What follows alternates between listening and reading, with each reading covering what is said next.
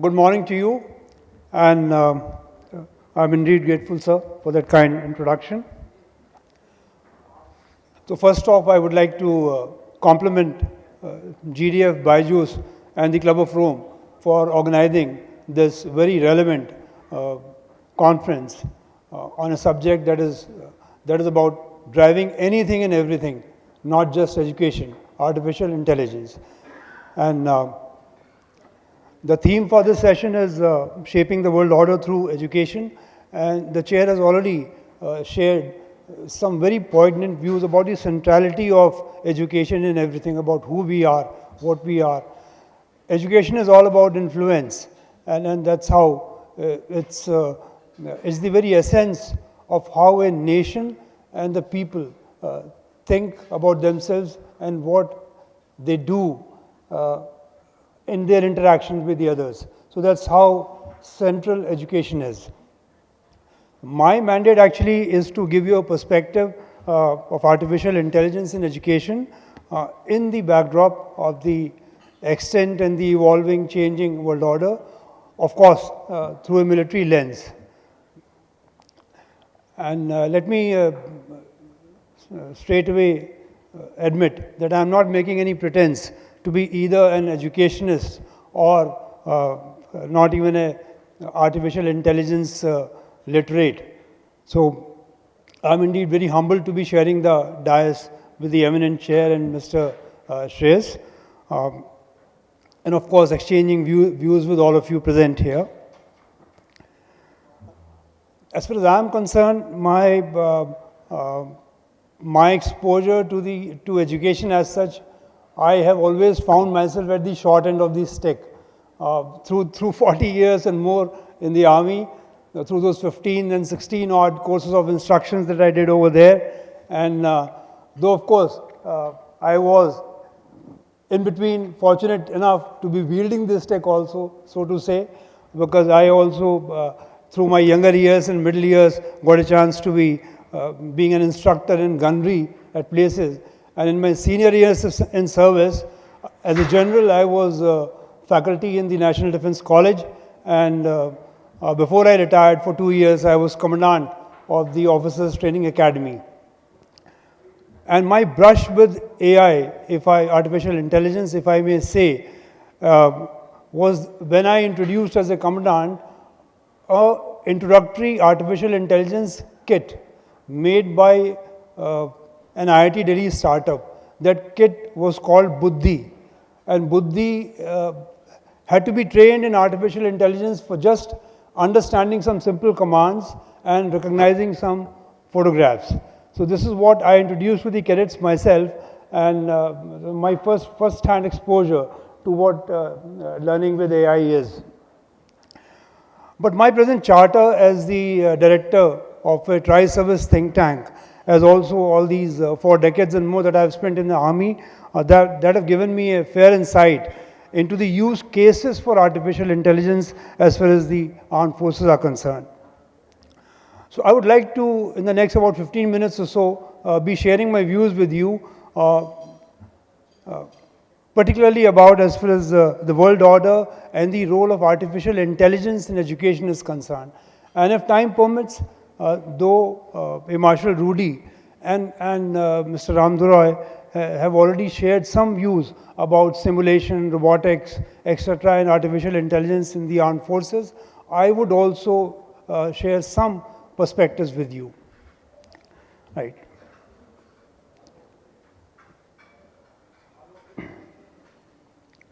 So as far as the world order and education is concerned, what I would like to postulate is that the world order, present as well as the manner in which might evolve in the future, is likely to perpetuate the stranglehold of leading global powers on this artificial intelligence-driven economy, as also, therefore, military power. And playing catch-up would be a challenge which can be made manageable for rising powers like India. So that's the central argument I'm trying to make. Okay, as far as education is concerned, let me start with flagging the Sustainable Development Goal 4. Now, this goal explicitly says that there will be equity in education for all. And it's the third time in 3 decades that the world has been making such a promise that there will be equity in education for all. And this one calls for inclusivity, quality, and lifelong learning opportunities. And the UNESCO has also published a document called the Artificial Intelligence in Education Guidance for Policymakers in 2021. This document was given out in 2021. I think it was after the Beijing consensus, right? And it upholds the core principles of inclusion, equity, and human-centered facets of artificial education, access to knowledge, access to research, and not letting this technological and digital divide get widened. So this is the promise that is being made. But what we have just seen, that these 2 years and more of COVID-19, it's wiped out 20 years and more of education gains. More than over 100 million additional children between the grades 1st to 8 have come down below the minimum reading levels.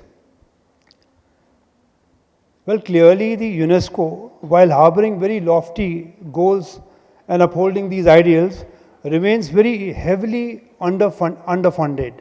It's well known to all of us. And it's quite ineffective as far as any enforcement is concerned. So the AI paradigm is clearly failing in the fairness test. So AI, as we all understand, is inherently skewed in the favor of global technological leaders. The AI-driven economy, military and technology power is the preserve of a few countries which have got funds for research and for ability to harness talent, both their own internal talent and what they can thereafter get from the others, as also the ability to create AI infrastructure. And a Brookings report of 2020, I think most of us know it here, has speculated that whichever nation leads in AI in 2030 is likely to rule the world through the century. And the criterion they've applied was digital investments, where China appears to have an edge, business process innovation, where the United States has an edge, and tax and wealth distribution, where the European Union seems to be having an edge. But they very clearly said that the prospective winner will have to have a lead in all the 3 of these factors that they've taken, and not just in 1 or 2. And we have a look at G20. The G20 has got about 92% of the R&D spend in AI. It controls 94% and more of the patents in AI. So the payoffs are very clearly available only to those who can afford, access, and exploit the digital world. Data accumulation in the present politico-economic order equates to capital accumulation. A relatively small number of countries are virtually the guarantors of AI and have a competitive advantage, which helps consolidation of control. A PricewaterhouseCoopers project has projected that the artificial intelligence technologies could increase the global GDP by about more than $15 billion by 2030. And with $7 billion of that being garnered by China and about 3.7 by the North Americas, and about $1.8 billion by North Europe. Latin America, Asia, and the rest of the world get a very, very few $1 billion, if at all. The big corporate houses, they have acquired power through data. And when I say that, I'm primarily talking about the global leaders, the famed what they call, if I may call it so, Mafia G, Microsoft, Apple, Facebook, IBM, Amazon, Google, and BAT, that is Baidu, Alibaba, and Tencent. So the AI is making the big technology firms even more powerful, bolstering the power, resources, and technology prowess of the global leaders. And two of the major factors which are behind this and which determine the quality of AI are the data, the quality of data, and computing power. And Mr. Kai-Fu Lee, the renowned AI expert, he holds that the more iterations and data that an AI engine is exposed to, the better it gets. And herein lies the rub. So it keeps these big technological houses are getting more and more data because their global footprints are much bigger. Now, we all keep using Google location services every time. Our own Map My India, Maple, also delivers equal capabilities and more. But that engine is not going to be fed the kind of data that Google gets. So obviously, how can Maple ever get competitive? So all this data that they get from here goes on to feed their own AI labs back home. And the competition between the big players for AI dominance is clearly, it's about that extractive capitalism once again. But now what they're extracting is not minerals, but data. So therefore, the digital and the AI inequity, which is likely to persist, is poised to disrupt the labor market. And talent will be the most critical factor.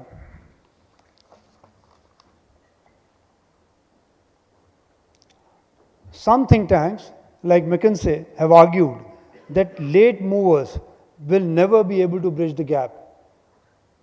Nations cannot leapfrog, they argue, since AI by itself is not a silver bullet. There's a bouquet of 4IR technologies, we all are aware of that, and their convergence is at play. Artificial intelligence, robotics, Internet of Things, 3D printing, autonomous vehicles, nanotechnology, biotechnology, quantum, and so forth. So to play catch-up, a nation has to be strong in all of that, besides certain very key policies, and one of that is education, policy related to infrastructure, social equity are equally critical. So what we are seeing in sum is that the extent liberal rule-based order, so-called, is in a state of meltdown. And this has been exacerbated by the conflict in Ukraine. With the United Nations, who's supposed to ensure equity in education and all of that, being quite clearly dysfunctional. So the world today, as we see it, is fragmented with competing visions and values. And the UNGA vote in April about exclusion of Russia from the United Nations Human Rights Council was a clear demonstration of that divide. So the emerging multipolar world order is a reality where India is an influential rising power. And arguably, it must be an equal rule maker there and not just a rule taker. So India will have to rally support for equity and fair play in artificial intelligence while bolstering its own AI capabilities. The Niti Aayog, its AI strategy of 2018 and the 2020 white paper on responsible AI for all are aligned with the SDG 4. All those commitments towards leveraging AI in education. And the Niti Aayog's proposed investment of over about 7,500 crores is supposed or is envisaged to add up to more than about $950 billion in GDP by 2035. Well, to overcome this AI inequity, this ambition is quite sound. But India will have to prioritize three things. So one is the creation of an AI workforce, which will have to harness critical AI talent. It will have to further align. We spoke about the NEP through the morning, NEP 2020. India will have to further tweak and align the STEM curricula, industry and academic fusion, innovation and R&D. It should be able to file more patents as we go along. It should be able to build, demonstrate and build more algorithms in AI. And it should be able to, alongside, ensure data security, data privacy, data localization, trust and address the trust and ethical concerns, ensuring low-cost energy. Because if we have to be a powerhouse in artificial intelligence, low-cost energy is a must. Investments and incentivizing innovation, of course, goes without saying. Secondly, we should be able to deliver AI-relevant social contract. As I mentioned earlier, the European Union has got better mechanisms to distribute wealth, so which is what we must understand, and we must do it, because the divide within India is too wide. Because that will be the only way that we'll be able to ensure that we can re-skill or differently skill the class, the labor class and the middle class, which in the coming years would be put out of jobs.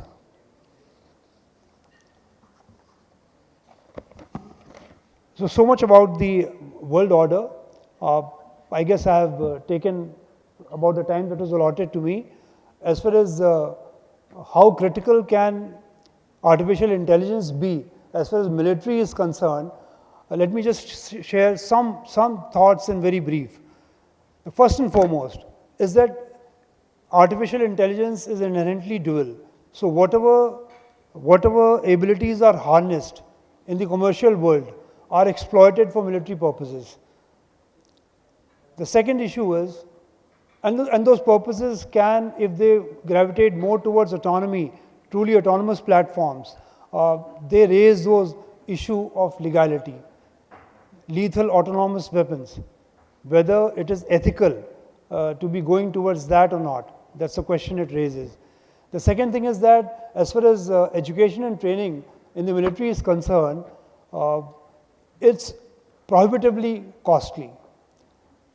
And more the real estate that we require for conducting large maneuvers, as well as to utilize our bigger and heavier weapons, that space is getting lesser and lesser. Thirdly, the ability to find the time and resources to carry out large, meaningful training exercises is reducing. The ability to deliver training at the time and space that you want without any disruptions is also going away. So because of all of these reasons, militaries the world over are moving more and more towards simulation, artificial intelligence, robotics and wargaming.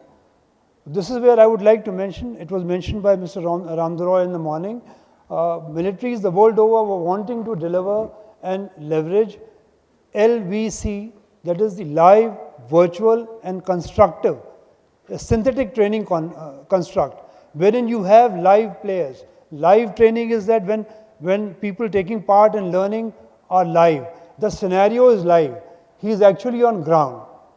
And the second thing is virtual, where the learner is real, but the environment is virtual. The third thing is constructive, where everything that is shown is virtual. It's an artificial intelligence engine which is creating the participants and carrying out those activities and creating those scenarios. So it is when you put in all of these together, that is when you are delivering training for the individual as well as for senior decision makers. Because then you are creating two sides which are not like in most tabletop games, like there are games like the US plays Hegemony and so forth. These games are, they are poor imitations of what you can do with the LVC construct. You can create an adversary which is playing the game in real time with you and not just trying to use models to come out with outcomes. So any war game which merely uses modeling is not of much use. So this is what militaries the world over are wanting, artificial intelligence to step in this manner. And I would like to close here by saying that if it is, it is sometimes, it's a misconception that artificial intelligence will be able to trump the requirements of military situation. The judgment of a leader out there. Mr. Ramdurai mentioned in the morning that no matter how smart artificial intelligence gets. Now we are talking today, as of now, whatever artificial intelligence is being used is narrow AI. We are aware of that. It's not general AI. But even if the best of the artificial intelligence was to compete against a human mind, a military mind, a trained military mind in combat situations which are live, where you have challenges thrown at you, dynamic challenges thrown at you at a pace that you can't cope with them. The best of the engines will not be able to come out with a solution. So my argument is that artificial intelligence will be something to supplement the decision maker. It should, under no circumstances, the man should remain in the loop or on the loop. This is my argument. So I would like to close here, and thank you very much for your patience.